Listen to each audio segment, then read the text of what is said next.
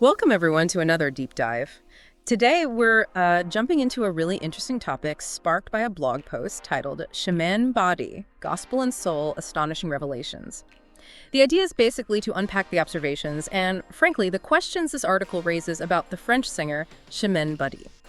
And to help us sort through all this, I'm joined by our expert. Hi there. Hello. Ready to get into the details of this blog piece and Chimene Badi's journey with you. Great, let's kick things off. So what really jumps out from this post is the author's central question. Is there a clash between Chimene Badi's new album, Gospel and Soul, The Voice and the Soul, and, well, a public image perceived as maybe a bit diva-like? He even wonders if some of her statements sound, quote, a little too cheerful. What's your initial take on that observation? Well, what's really at the heart of this, I think, is just the complexity. The relationship between an artist and their audience. Promoting a new album always involves some level of presentation, a carefully crafted message. The tricky part for the artist is drumming up interest without seeming like they're just playing a character, maintaining some transparency, really, in the eyes of the listeners. Right, and the author digs deeper, framing her whole career since her debut on Grains to Star as a kind of quest for authenticity. He points out how she's explored different styles, pop, gospel, American soul music, and then asks us if this whole process risks her getting lost, leading her into what he calls delusions of grandeur. What does that make you think about an artist's journey?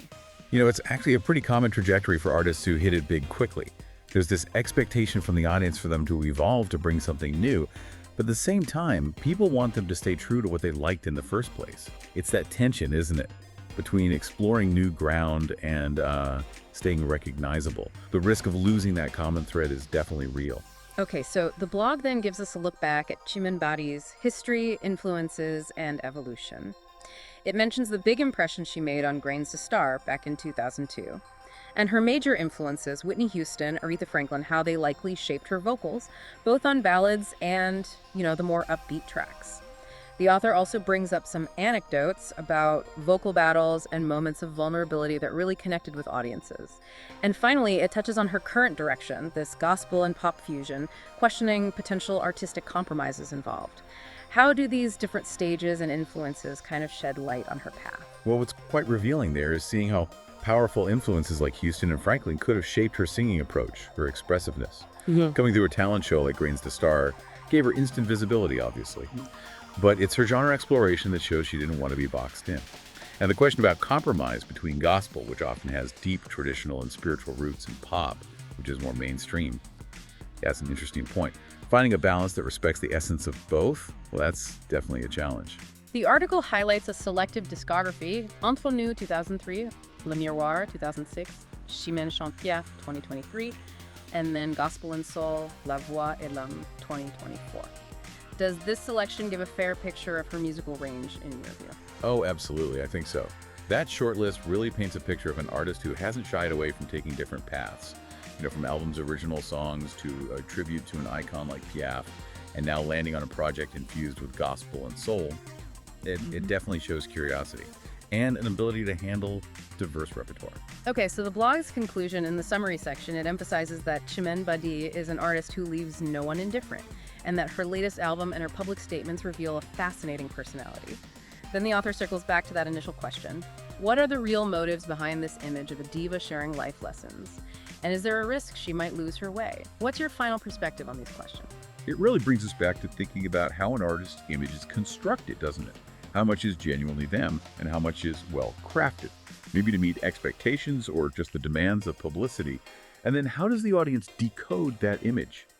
An artist's career is this constant dialogue, really, between personal expression, market pressures, and public reception. So it's only natural, I suppose, that questions about sincerity come up. Right. So to wrap up, this dive into the blog post gave us a look at one observer's view, critical, yes, but also intrigued of Chimene Badi's recent work and public persona. We've tracked her journey from Grains to Star, talked about those key musical influences, and kept coming back to that persistent question of authenticity in the music world. For everyone listening, I hope these points offer some insight into, well, the complexities of being an artist in the spotlight. Interestingly, the article also briefly mentions other topics like Ibrahim Malaf's albums, a surprising link between bedbugs and record collections, even the best metal album of 2024. It just shows the sheer variety of stuff you can stumble upon in music and culture news. So to close out this exploration, here's a final thought for you to consider. With the constant pressure of social media, the need to always be on, how much control do artists actually have over their public image? And maybe more importantly, how much should we as listeners really expect unwavering authenticity? Thank you so much for joining us for this deep dive.